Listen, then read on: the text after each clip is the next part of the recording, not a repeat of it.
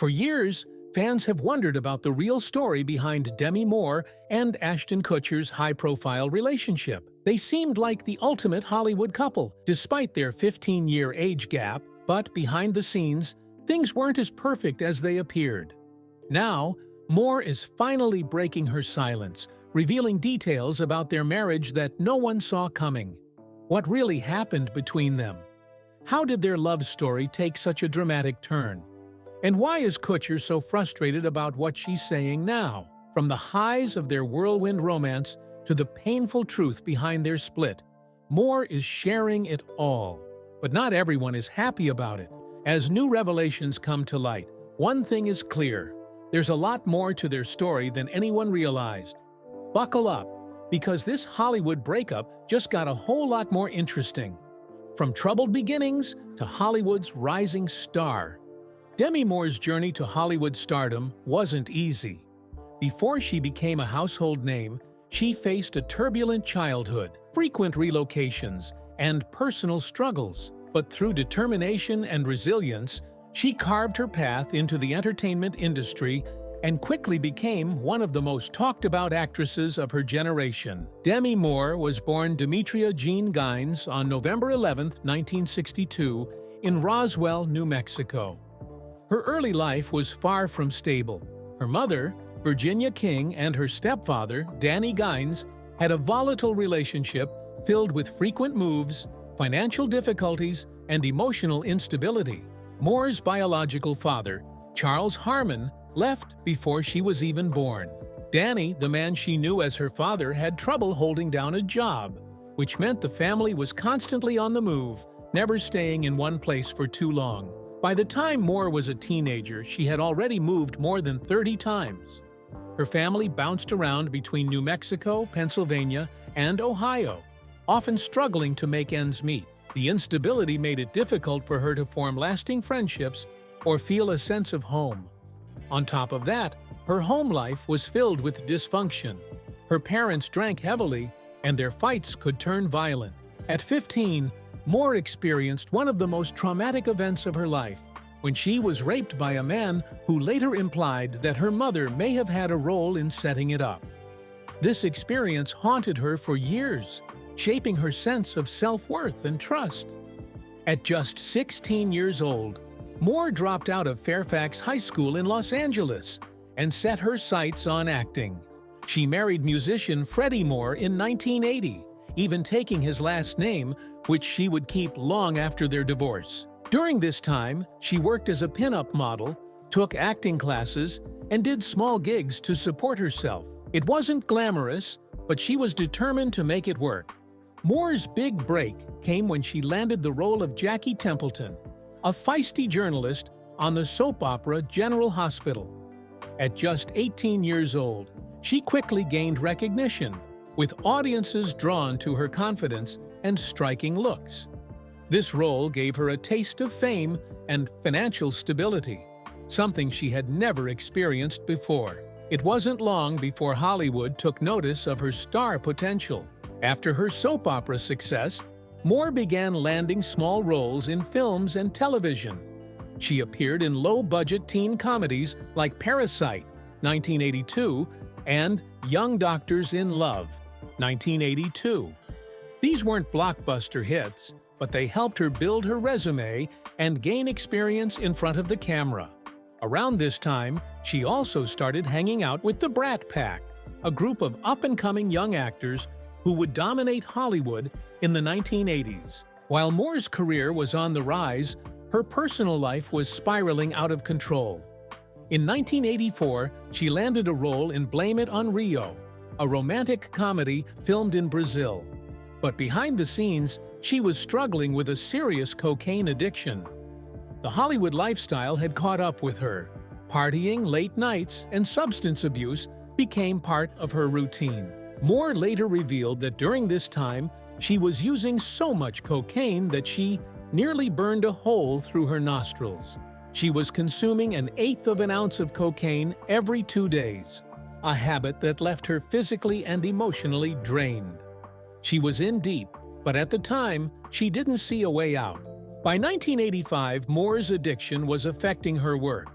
She had landed a major role in St. Elmo's Fire, a film that would become a defining moment in the Brat Pack era.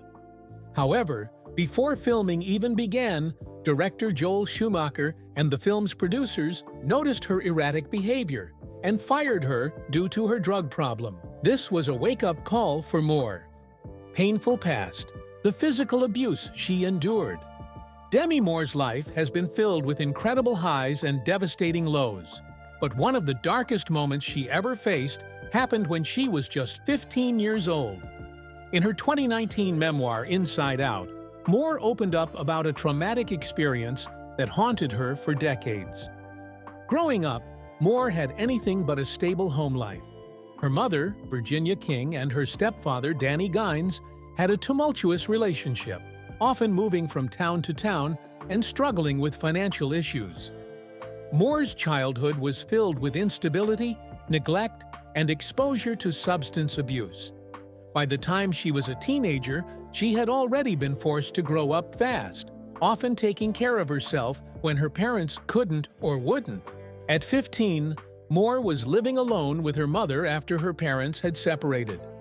It was during this time that her mother developed a friendship with an older man. Moore recalled in her book that she felt uneasy around him, though she wasn't entirely sure why. There was something about him that made her uncomfortable.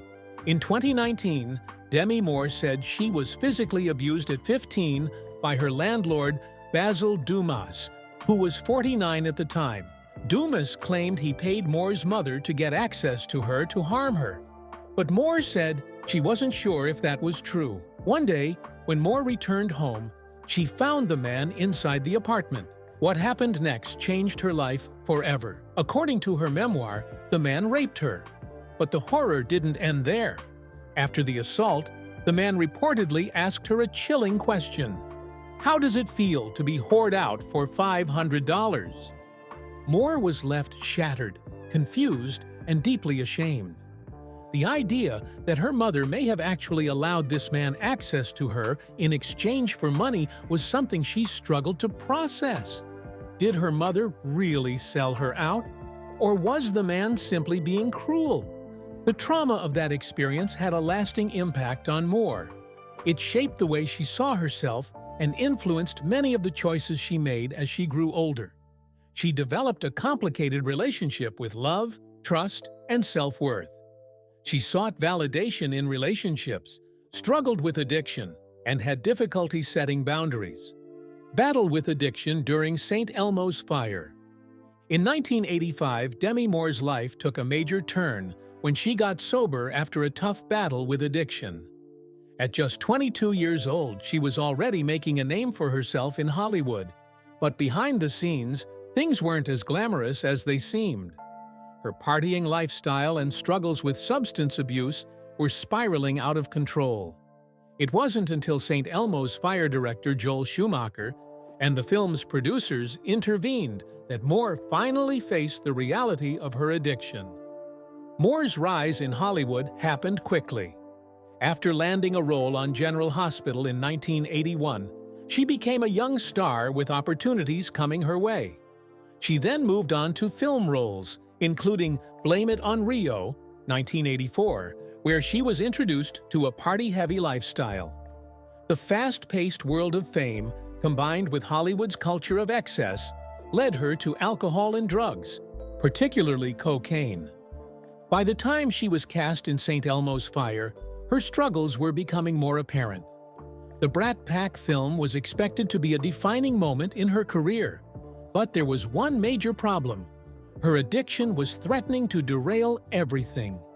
Schumacher, the director of St. Elmo's Fire, saw Moore's potential but also recognized the danger she was in.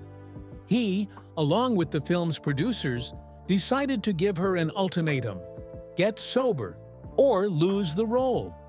This was a wake-up call for Moore. Unlike previous warnings she may have received, this one had real consequences. If she wanted to be in the film and continue her career, she had to take control of her life. Moore agreed to go to rehab before filming began. It was a difficult but necessary step. She later admitted that during her peak drug use, She was going through an eighth of an ounce of cocaine every 2 days. It had become a dangerous habit, and she needed help to break free. After completing rehab, Moore returned to the set of St. Elmo's Fire with a new mindset. She was sober, focused, and ready to prove herself. Schumacher and the producers kept a close eye on her, ensuring she stayed on track. Rise to fame and the personal struggles behind the spotlight. Demi Moore's journey through Hollywood during the late 80s and 90s was nothing short of extraordinary. From becoming one of the biggest movie stars in the world to navigating intense personal challenges, Moore's life was constantly under the spotlight. Her meteoric rise, controversial choices, and personal sacrifices defined this era of her career. By the time Demi Moore married Bruce Willis in 1987, she had already made a name for herself as a promising young actress. Willis, fresh off his success in Moonlighting, was also on his way to becoming a Hollywood icon. Their marriage was more than just a love story. It was a merger of two rising superstars. The couple quickly became one of the most talked-about pairs in Hollywood, frequently gracing magazine covers and attending high-profile events together. Their relationship appeared glamorous, with lavish vacations and a seemingly perfect family life.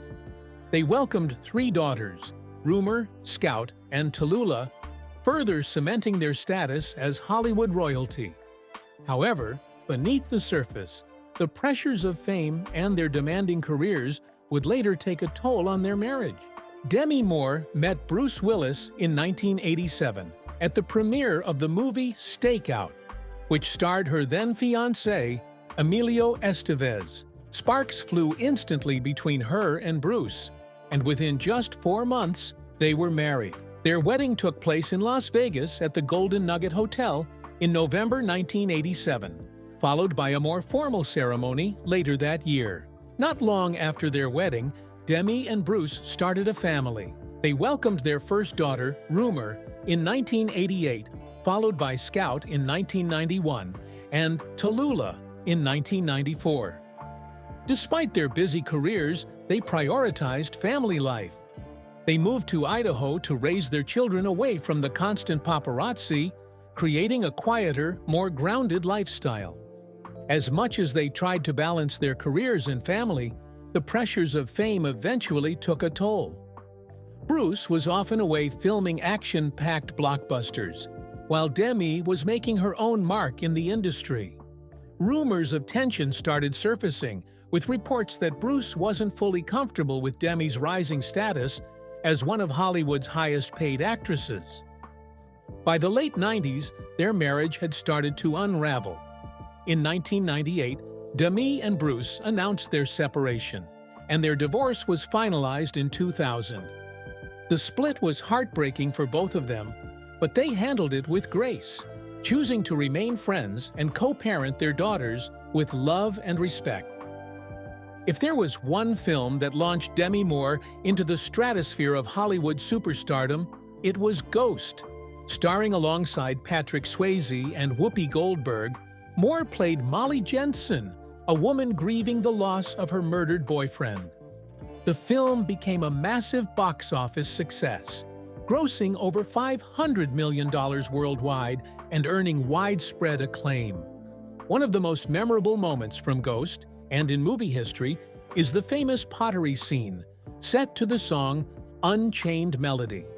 The emotional depth Moore brought to the role captivated audiences and proved she was more than just a pretty face in Hollywood. Demi Moore had never shied away from making bold choices, but in 1991, she did something that would become one of the most talked-about moments of her career. She posed nude for the cover of Vanity Fair while 7 months pregnant with her second child.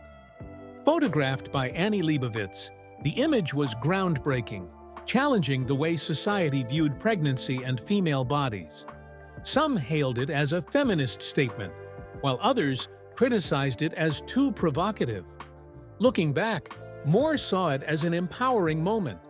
"I was proud of my body and what it was creating. I never thought it would cause such a stir." In the 1990s, she became one of the highest-paid actresses in the industry, proving that women could command top dollar just like their male counterparts. By the early 90s, Moore had already established herself as a bankable star.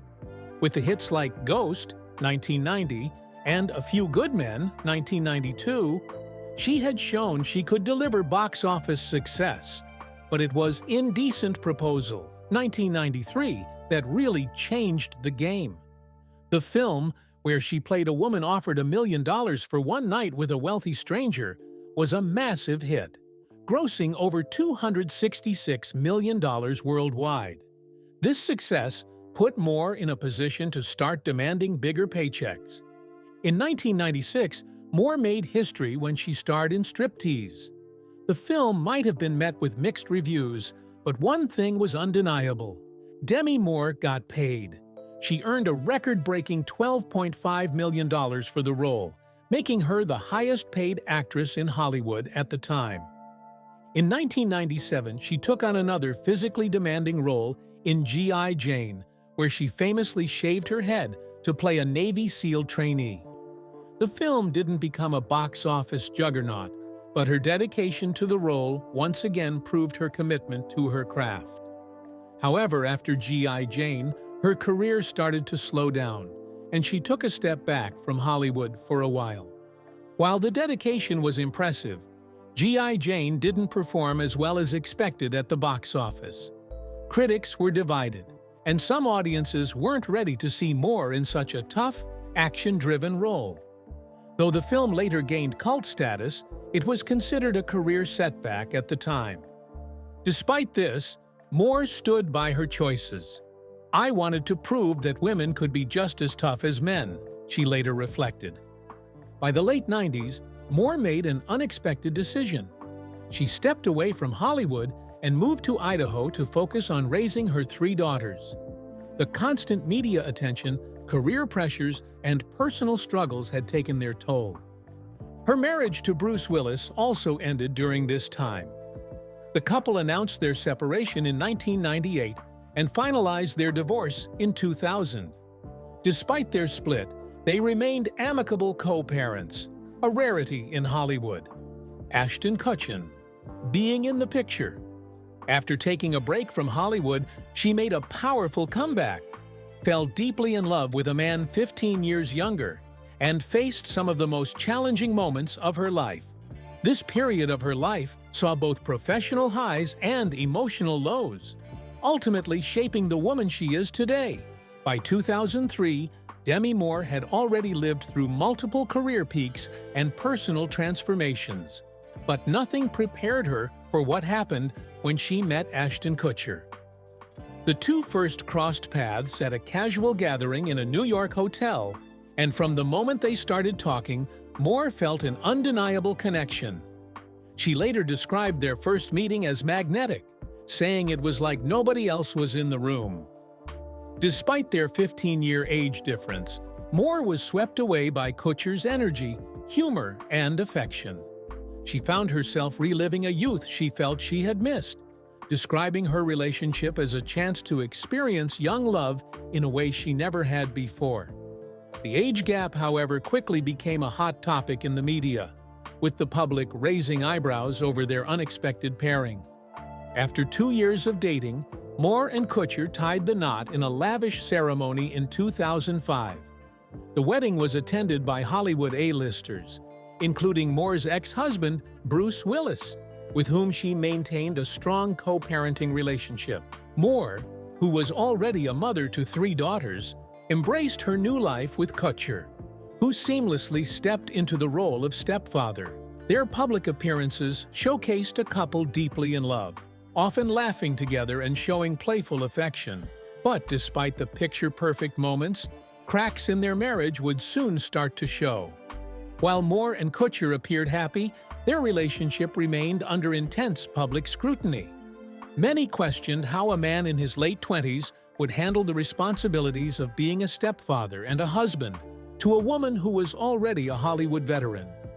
In 2011, Moore's world came crashing down when reports surfaced that Kutcher had allegedly cheated on her. The revelation was devastating, and the media had a field day dissecting their marriage. Though the couple initially tried to work through their issues, it soon became clear that their marriage was beyond repair. In November 2011, Moore announced their separation. Following the separation, Moore struggled emotionally and physically. She spiraled into a dark period, using substances like nitrous oxide and synthetic drugs to cope with the pain. In early 2012, she suffered a major health crisis, collapsing at a party and being rushed to the hospital. Her hospitalization became front-page news, with sources reporting that she was dealing with severe exhaustion, emotional distress, and substance abuse issues. Those close to her expressed concern for her well-being, and it was clear that she needed time to heal. A year after her health scare, Moore finalized her divorce from Kutcher in 2013.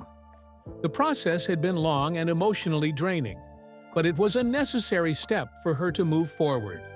While Kutcher had already begun a new chapter with Mila Kunis, Moore took time to focus on herself and her daughters.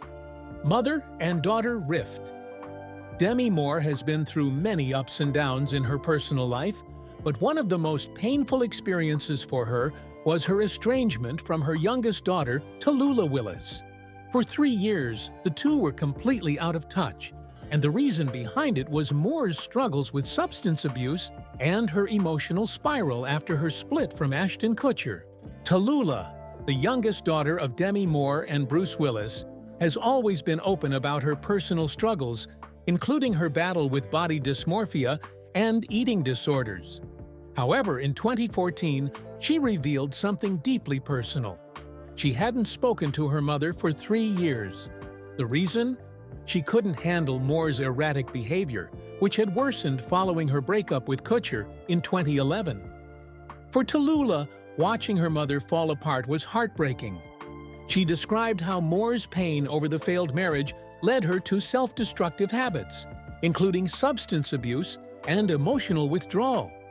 This created a toxic environment that Tallulah, then in her early 20s, could no longer tolerate. She made the difficult decision to distance herself. Tallulah compared her mom's addiction to the sun going down and a monster appearing. She said she could always tell when Moore wasn't sober because her eyes would dart around and she'd become extra affectionate. But at the same time, Moore could also have sudden outbursts, getting really angry and even yelling at Tallulah in front of her friends. "That wasn't the mom we grew up with," she said. After her split from Ashton Kutcher, Moore went through one of the darkest periods of her life. She was deeply hurt by the public humiliation of Kutcher's alleged affairs, and her self-esteem took a major hit. On top of that, she had been struggling with the pain of a miscarriage she suffered during their relationship. Feeling lost and abandoned, Moore turned to unhealthy coping mechanisms, including excessive substance use. Her daughters, including Tallulah, Rumor, and Scout Willis, watched their mother spiral into a version of herself they barely recognized. According to Tallulah, Moore became emotionally unavailable, detached, and often unpredictable in her behavior. At the time of their estrangement, Tallulah was dealing with her own struggles. She had been battling body dysmorphia, self-esteem issues, and an eating disorder. She later admitted that her decision to cut ties with Moore was not only about her mother's behavior, but also about protecting her own mental health. For 3 years, Tallulah and Demi had no communication. Today, Tallulah and Demi Moore have rebuilt their relationship, and their bond is stronger than ever. Tallulah has spoken about how grateful she is for the second chance to have her mother in her life. Moore, in turn, has expressed deep regret for the pain she caused and has worked hard to regain the trust of her daughters. At 62, Demi Moore finally opens up about Ashton Kutcher. By 2011, Demi Moore and Ashton Kutcher's marriage was in serious trouble. After 6 years together, their relationship was rocked by allegations of Kutcher's infidelity. The most publicized affair involved 22-year-old Sarah Leal, who claimed that she and Kutcher had a one-night stand in a San Diego hotel on the weekend of his 6th wedding anniversary with Moore. The scandal spread like wildfire, with tabloids painting Kutcher as unfaithful and Moore as heartbroken. For Moore, the betrayal was devastating. She had already been struggling with personal demons, including insecurity about their 15-year age gap. While she initially found comfort in their connection, she later admitted in her 2019 memoir Inside Out that she often felt like she was desperately trying to hold on to the relationship. But the emotional pain didn't start in 2011. A few years earlier, Moore and Kutcher had been expecting a child together. She was ecstatic about the pregnancy, seeing it as a new beginning for their blended family. Sadly, she suffered a miscarriage nearly 6 months into the pregnancy. The loss was devastating, and Moore blamed herself, believing that her drinking and smoking at the beginning of the pregnancy had caused it. As Moore struggled, Kutcher seemed to distance himself. She recalled in her memoir that he became less present, leaving her to deal with her grief alone. After the miscarriage, Moore became obsessed with trying to have another child. She went through grueling IVF treatments, hoping to conceive again. But the stress of fertility treatments, combined with the pressure in her marriage, took a toll on her physically and emotionally. She felt lost, desperate, and increasingly dependent on alcohol as a way to cope. As Moore struggled, Kutcher seemed to distance himself. She recalled in her memoir that he became less present, leaving her to deal with her grief alone. Demi Moore's 2019 memoir, Inside Out, revealed many details about her marriage to Ashton Kutcher. But one of the most shocking claims was that he allegedly pressured her into having threesomes. According to Moore, she agreed to it in an attempt to keep their relationship exciting and to make Kutcher happy. But in the end, she regretted it deeply. Moore felt she had to go out of her way to keep up with Kutcher's desires. She admitted that agreeing to bring other people into their marriage gave her a false sense of power.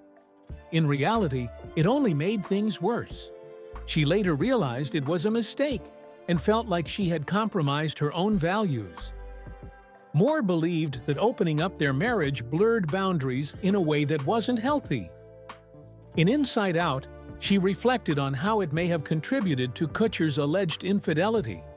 She suggested that by having the threesomes, she unknowingly gave him an excuse to justify cheating. She wrote that he later used it as a way to downplay his actions, as if their marriage was already open in some way. This claim sparked a lot of debate when the book came out. Some people sympathized with Moore, saying she was pressured into doing something she didn't truly want. Others questioned whether she really felt forced or if she was trying to keep up with her much younger husband. Regardless, it was clear from her words that she felt hurt and used. Kutcher, on the other hand, has never directly addressed these allegations. When Inside Out was released, he made a cryptic tweet about almost posting a snarky comment, but deciding not to after seeing his wife and kids. In an interview later, he admitted that he was pissed about the book because it brought unwanted media attention back into his life. However, he didn't deny or confirm anything Moore wrote about their marriage. Their relationship had already been struggling due to other issues, but this was one of the factors that made Moore realize that things weren't working. Eventually, the couple split in 2011, and their divorce was finalized in 2013. While both have moved on, this part of their past remains one of the more controversial aspects of their relationship.